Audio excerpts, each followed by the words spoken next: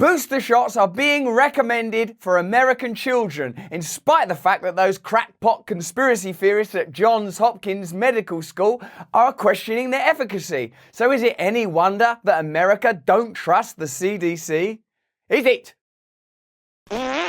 Hello there, you wonderful, glorious creatures of the Lord, you awakening wonders. Our Lord God created light is expressed in the form that you currently embody, and yet the consciousness surely pervades all things. We don't know that for sure. We can never really truly know. It's just a question.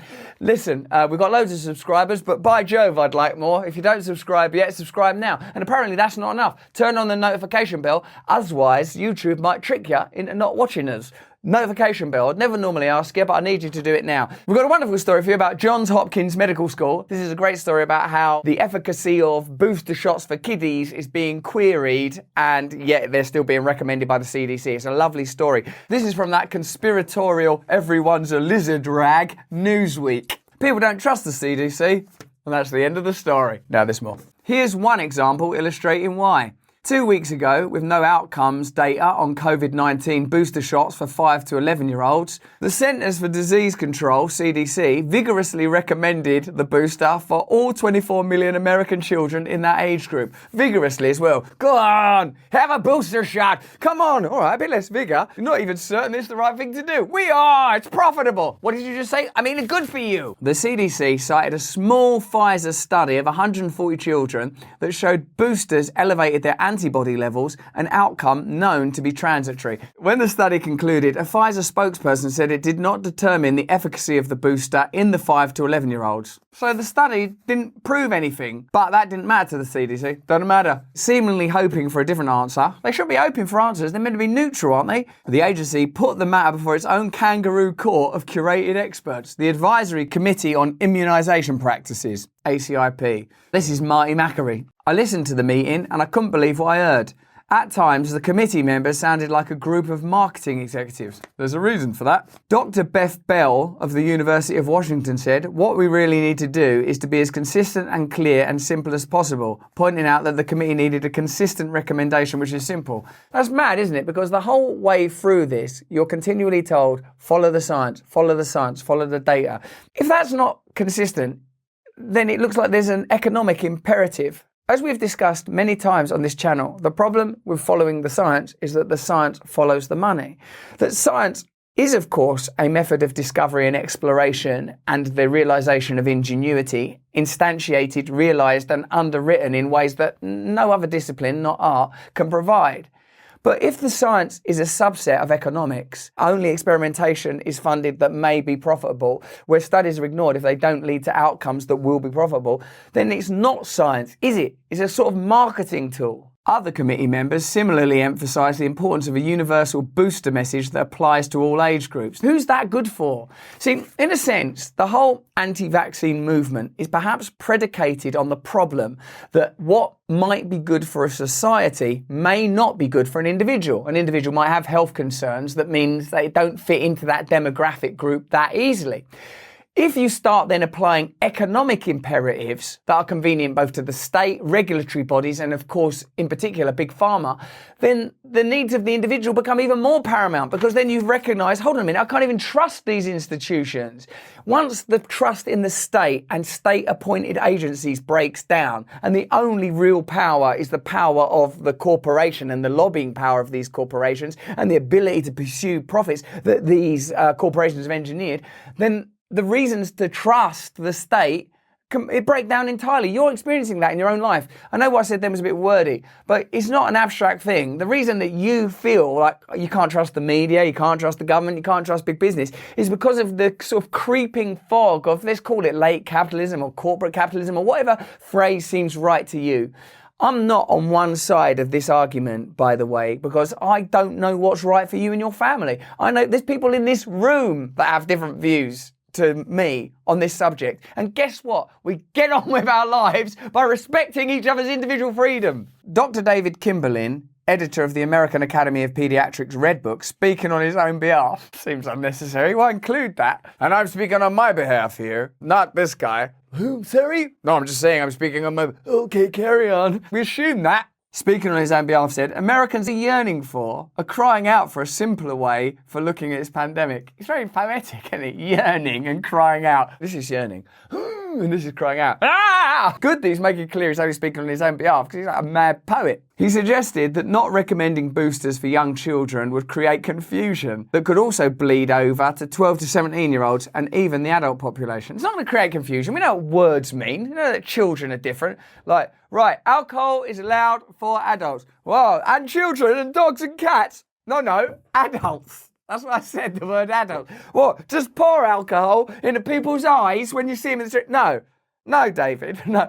People aren't confused about categories and taxonomies, are they? You know that it's different. Like, you don't speak the same way if you're at a birthday for 5-year-old children than if you're out with your friends in their 20s and 30s, or if you're with your elderly grandmother. Oh, sorry, I was confused. I thought it was appropriate to jiggle my titties, Nana. People aren't idiots. Like, again, it's that sort of paternal stance that, you know, we're just going to assume everyone's absolute idiots, censor all the information, limit their choices, make their choices for them. We just need a simple message. Is anyone in the mix of this trying to sell a high volume of these vaccines anywhere? Because could it be that also? Allegedly. Is there any potential that anyone in this conversation is just shift units? Allegedly. Just keep shifting units. Allegedly. This is not the best way to create trust. The committee also debated how hard to push the booster recommendation, discussing whether the CDC should say that 5 to 11-year-olds may get a booster versus should get it. What an unethical conversation this allegedly is. Exhibiting classic medical paternalism, committee member Dr. Oliver Brooks of the Watts Healthcare Corporation said, I think may is confusing and may sow doubt. If you think may is confusing, don't use it in your own sentence about how it may cause doubt. Just say it should sow doubt or will sow doubt. Oh, I don't know what this means. May sow doubt. What do you mean, May? The month of May? What? Spider-Man's Aunt May? Oh, God, what does it mean? May? What? Does this mean this may be a sandwich?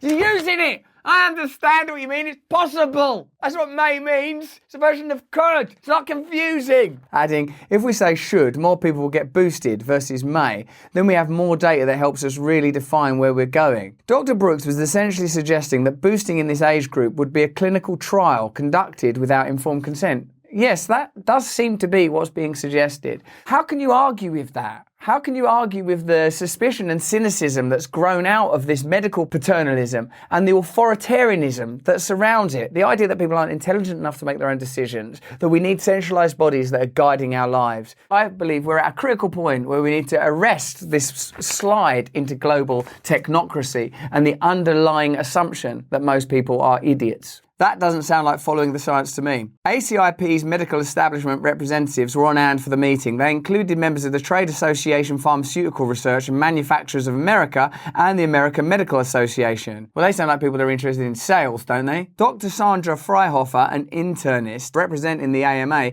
summarised the tone of the many legacy stakeholders present with the passionate plea, I urge the committee to support a should recommendation for this third dose. Well, it's pretty clear what their motives are, and it's not the well-being of your children. Allegedly. The committee promptly approved the booster for young children by an 11-1 vote. Well, of course they did, with one obstetrician abstaining because he missed some of the discussion.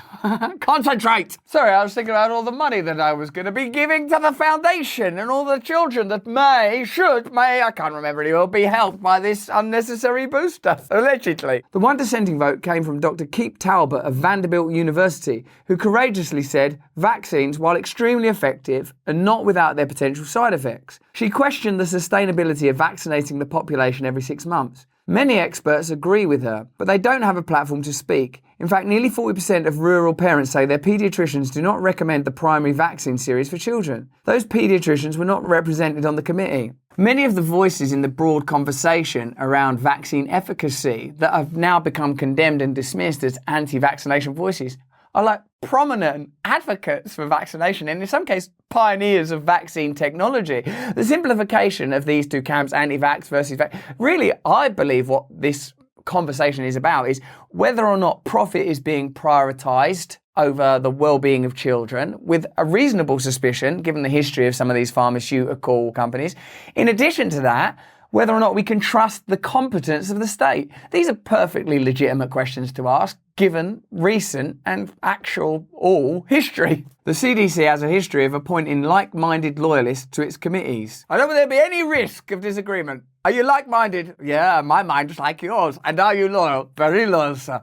Welcome to the committee. Last year, it dismissed a member of its vaccine safety group, Harvard professor of medicine, Dr. Martin Kulldorff, for dissenting from his decision to pause on the J&J vaccine. So if you bloody well, you're on the committee, but you're only welcome on the committee if you do what you're told. They don't even have the committee then. I would like to dissent on the J&J vaccine. That doesn't sound very like-minded. Yeah, but it's just what I feel. Or loyal. Get off the committee. A year ago, Joe Biden appointed party devotees to his COVID-19 task force. Reaching a consensus is easier that way. So no one's really interested in discourse, democracy, discussion, reaching a consensual outcome that includes a variety of views, even though inclusivity and diversity are buzzwords in that particular area of the political conversation. Those things cost you. It's difficult, isn't it, to run a democracy? These people want this. Oh, God, perfectly reasonable arguments on both sides. What do? Do what the money says. Otherwise, you're not like-minded and you're not loyal. Allegedly. The Food and Drug Administration, the FDA's Vaccine Advisory Committee, comprised of the nation's top vaccine experts,